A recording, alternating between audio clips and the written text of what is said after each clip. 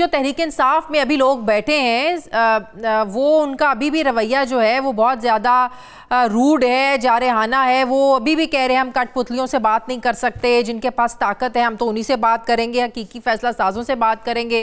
तो आपको नहीं लगता ऑलरेडी तहरीक इंसाफ जिस नहज पर तहरीक इंसाफ के हालात पहुंच चुके हैं, आधी से ज़्यादा पार्टी तो तितर बितर हो गई है, तो अब थोड़ा सा पीछे हटने की ज़रूरत है तहरीक इंसाफ को? मेरा ख्याल है कि वो तो काफ़ी पीछे हटे थे, लेकिन असल मसला ये है कि मुज़ाकरात करने नहीं है हुक्मरान इत्तेहाद ने, क्योंकि जैसे ही मुज़ाकराती कमेटी बनाई गई तो पीपल्स पार्टी भी बड़ी अग्रेसिवली आई और मुस्लिम लीग नवाज भी बहुत जारहाना अंदाज में आई कि अब ये क्यों मुज़ाकरात करना चाहते हैं, हम तो दहशत गर्दों से मुज़ाकरात करना ही नहीं चाहते, ये तो दहशत गर्द हैं। इसलिए जब ये सारी सूरत हाल हुई तो फिर उसके बाद ज़ाहिर है पाकिस्तान तहरीक इंसाफ ने अपना पॉइंट ऑफ व्यू वही इख्तियार किया जो कि मुस्लिम लीग नवाज और पीपल्स पार्टी करती होती थी जब पीटीआई थी इख्तिदार में। और उस वक्त भी जब वो पाकिस्तान पीटीआई के जो सरबराह हैं वो जब कहते थे कि एनआरओ मांगा जा रहा है, तो उसके जवाब में कहा जाता था कि ये होते कौन है एनआरओ देने वाले, हम तो एनआरओ उनसे लेंगे जिन्होंने हमें देना है और जिनके पास इख्तियार है। तो अब भी जाहिर है पीटीआई ने भी अब वही पॉइंट ऑफ व्यू इख्तियार किया है कि इस कठपुतली से हम क्या मुज़ाकरात करेंगे और क्या ये हमें दे सकते हैं, हम फैसला साजों से मुज़ाकरात करेंगे। तो मेरा ख्याल है बात भी सही है उनकी। तो सियासतदान फिर अपनी इंपॉर्टेंस, अपना रोल, अपने रवैये खुद ही डिसाइड करते हैं कि हमारा कितना रोल है, हम कितनी सियासत कर सकते हैं। असल में तो सियासत कोई और करता है, असल में तो फैसले कहीं और से होते हैं। तो फिर ये जो राम खत्ता हमें इलेक्शंस में सुनाते हैं आकर या जमहूरियत के रोने रोते हैं, तो फिर ये तो अवाम के साथ ज्यादती है ना।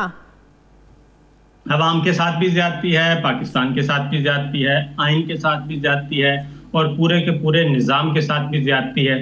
और हकीकत यही है जो कि हम देख रहे हैं और पिछले कई सालों से देख रहे हैं, कई दिहाइयों से देख रहे हैं। इसलिए अगर ये पॉलिटिशियंस और पॉलिटिकल प्लेयर्स सेंसिबल हों और सेंसिबल वे में अपने उमूर ममलिकत चलाएं और आपस में वर्किंग रिलेशनशिप को बेहतर अंदाज में आगे बढ़ाएं, तो मेरा ख्याल है फिर किसी थर्ड पार्टी को उसमें इंटरवीन करने का मौका नहीं मिलता। लेकिन होता यही है कि जैसे ही मामला तैयार होता है, यानी कि पकने की तरफ जा रहा होता है या एक पुरअमन इंतकाल इक़्तिदार की तरफ जा रहा होता है, तो दरमियान में कुछ ना कुछ हो जाता है। ये हम रिसेंट पास्ट में भी देखें तो 85 से ऑनवर्ड यही हो रहा है कि पहले पाकिस्तान पीपल्स पार्टी और मुस्लिम लीग नवाज के दरमियान ये मामला चल रहा था, फिर उन दोनों ने मिसाके जमहूरियत कर लिया, लेकिन उसके बाद फिर दोबारा से सिलसिला शुरू हो गया, फिर एक पाकिस्तान तहरीक इंसाफ एक नया प्लेयर आया।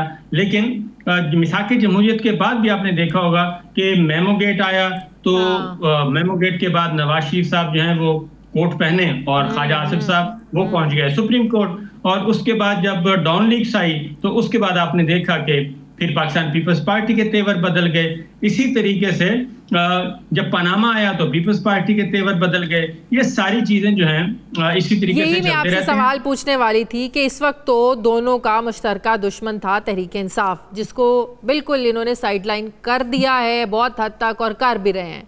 तो आपस का जो इनका जो गुड्डी गुड्डी चल रहा है, आपको लगता है कि ज्यादा अरसे तक तो नहीं रहेगा? वो सड़कों पर घसीटने की बातें हो, वो एक दूसरे के पेट फाड़ कर पैसे निकालने की बातें हो, वो ना आप भूले ना हम भूले ना ये अवाम भूले हैं।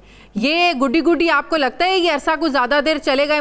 जिसको साइड पे करना था वो तो कर दिया इन्होंने।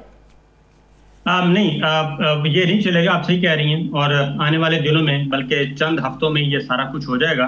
आपने देखा होगा कि जरदारी साहब जो हैं वो समेट रहे हैं समरात पंजाब में, और वो मैक्सिमम कोशिश कर रहे हैं कि न सिर्फ पंजाब में बल्कि सिंध में, खैबर पख्तूनख्वा में, बलूचिस्तान में वो इलेक्टेबल्स को और इस तरह के मुअस्सर लोगों को अपने साथ मिला रहे हैं। और ज्यादा लोग जा भी पीपल्स पार्टी की तरफ रहे हैं, मुस्लिम लीग नवाज की तरफ नहीं जा रहे।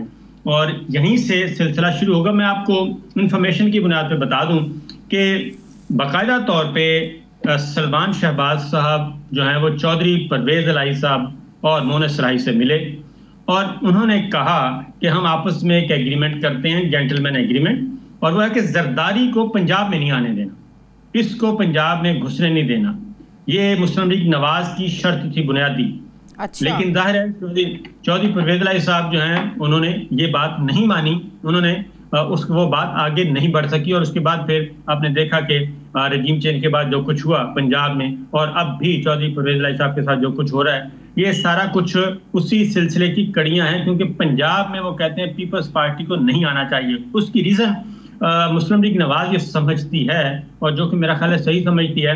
वो कहती है कि पाकिस्तान तहरीक इंसाफ जो है वो आज है कल नहीं होगी, जो कि उनकी असेसमेंट है, और मेरा ख्याल है कि मेरी ये असेसमेंट नहीं है अभी तक तो, कि वो पाकिस्तान तहरीक इंसाफ को इतना बहुत ही आसान हदफ समझ रहे हैं। लेकिन उनका ख्याल है कि तहरीक इंसाफ के तो लोग यही है ना, वो भले ही पहली अपनी जमात को छोड़ दें, लेकिन नाम भी वही है, शक्लें भी वही हैं। हाँ, वो जहांगीर तरीन की क़यादत में इकट्ठे हो सकते हैं, लेकिन फिर दूसरा सवाल उठता है कि लोगों ने वोट इनको थोड़ी देने हैं, लोगों ने तो किसी और के नाम पर वोट देने थे।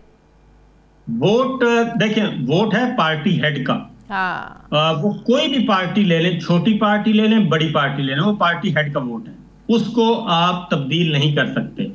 वो कहेगा मशरिक, वो कहेगा मगरिब, तो लोग उधर ही जाएंगे, उसके फॉलोअर्स, उसके वोटर्स, उसके सपोर्टर्स, उसका वोट बैंक उधर जाएगा। इतने हालात चेंज होने के बाद भी आप समझते हैं कि अगर हेड मशरिक का है तो लोग मशरिक ही चलें? अब तो लोग मशरिक छोड़ के मुझे लगता है कहीं और ही चलना शुरू हो जाएंगे, जो हो रहा है लोगों के साथ। मेरा ख्याल है कि देखें, जो वोट बैंक है वो इतनी जल्दी शिफ्ट नहीं होता शाजिया।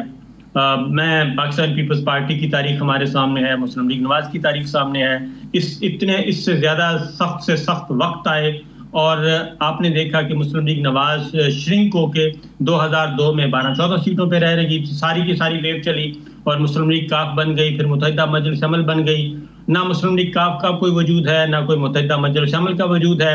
सारे अपने अपने जो वोट बैंक हैं वो लेके बैठे हैं। जमात इस्लामी का अपना वोट बैंक है, मौलाना का अपना वोट बैंक है, पाकिस्तान तहरीक इंसाफ का अपना है, हर जमात का अपना अपना वोट बैंक है। वो वोट बैंक इतनी जल्दी नहीं तब्दील होता था, वो तब्दील होता है कारकर्दगी की बुनियाद पे, उससे पहले वोट। लेकिन कुछ लोग ये भी कह रहे हैं कि जहांगीर तरीन की क़यादत में उन्हीं लोगों पर मुश्तमिल एक पार्टी बनेगी, और उनको जो है ना वो इक़्तिदार में लाने की कोशिश की जाएगी। जिन हकीकी फैसला साजों की बात करते हैं, होने को तो यहाँ कुछ भी हो सकता है। देखिए, सिचुएशन डिफरेंट है। अगर मुस्लिम लीग नवाज शरीफ साहब 2002 में अगर डील करके ना जाते बाहर ना जाते, और सुरूर पैलेस का इंतखाब ना करते, तो मुस्लिम लीग नवाज ने नहीं टूटना था। वो एक बहुत ही तनावर दरख्त नवाज शरीफ साहब जो हैं, लोग उनकी तरफ देख रहे थे। लेकिन जब उन्होंने सबको छोड़ के डील करके निकल गए, तो इसका मतलब है पीछे पीपल्स पार्टी, उनकी जमात के लोगों ने समझा कि भाई अब कोई पता नहीं है, ये तो 10 साल का लिख के दे के चले गए हैं। उन्होंने फिर शिफ्ट मारी थी, लेकिन उसके बाद उसमें भी कुछ ऐसे लोग थे जो पूछ कर गए थे। जैसे ही नवाज शरीफ साहब वापस आए, लोगों ने वापस आना शुरू कर दिया, और काफ लीग वापस चली गई अपने साइज में, यानी जाहिर है वो ऑर्गेनिक तो था नहीं।